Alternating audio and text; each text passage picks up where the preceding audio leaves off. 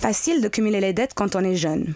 Les tentations de la surconsommation sont nombreuses, les opportunités professionnelles rares. Mackinson, 21 ans et habitant de la cité du Lignon, a épuisé ses droits au chômage après un apprentissage en mécanique. À l'heure où la commune de Vernier lance un projet de désendettement des 18-25 ans, il parle au nom de ses amis qui sont au bord de la faillite personnelle.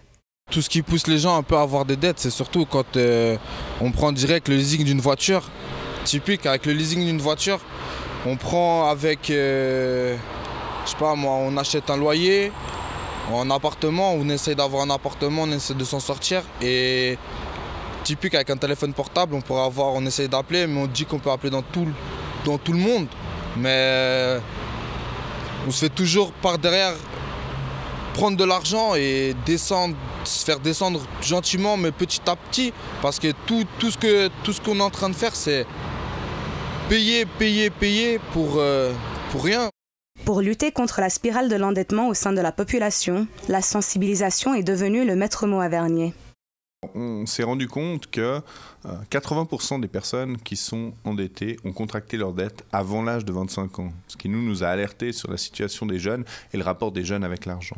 Et c'est vrai que les dettes de l'administration fiscale, c'est-à-dire le fait de ne pas remplir sa déclaration d'impôt, de même que les frais d'assurance maladie, sont des charges qui incombent aux jeunes dès l'âge de 18 ans et duquel certains ne se rendent pas forcément compte de l'importance de bien payer les frais qui vous arrivent dessus lorsque vous devenez majeur. Donc on a mis en place une action qui s'appelle le projet désendettement des jeunes pour éviter justement l'endettement, où on offre à tous les jeunes entre 18 et 25 ans, enfin, entre 19 et 25 ans, la possibilité de se faire remplir leur déclaration d'impôt par des professionnels qui leur expliquent en même temps comment est-ce qu'on remplit cette déclaration d'impôt. Et puis on leur a également envoyé une petite brochure qui s'appelle Consommer responsable et qui leur permet de gérer intelligemment leurs revenus et de pouvoir faire face comme ça.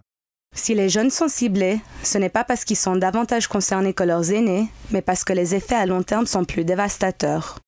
Ce qui est important, c'est que quand on est jeune, qu'on veut démarrer dans la vie, prendre un appartement, obtenir par exemple un certain travail, comme par exemple travailler à l'État ou de travailler dans la petite enfance auprès d'une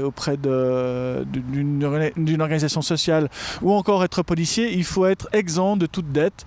Et donc par conséquent, c'est difficile en effet démarrer dans la vie avec des dettes. Pour aller postuler pour un appartement, c'est quasiment impossible. Pour un travail de ce type-là également. Donc c'est se mettre des freins en effet à l'intégration professionnelle et c'est pour cela que nous avons ciblé cette population des 18-25 ans. Très attentifs au phénomène, les services communaux ont détecté une nette augmentation de l'endettement au sein de la population jeune. Nous avons aujourd'hui à peu près 800 à 850 dossiers que nous traitons au service de la cohésion sociale. Il y a 5-6 ans, 1% de ces dossiers concernaient des jeunes adultes avec des problèmes d'endettement.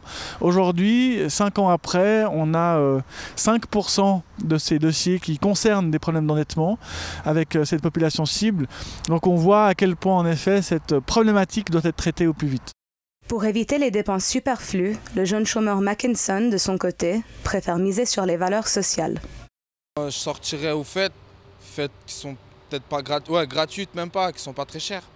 Et je m'amuserais quand même. Il faudrait pas beaucoup d'argent pour s'amuser, pour s'amuser, prendre l'air et être avec des amis surtout.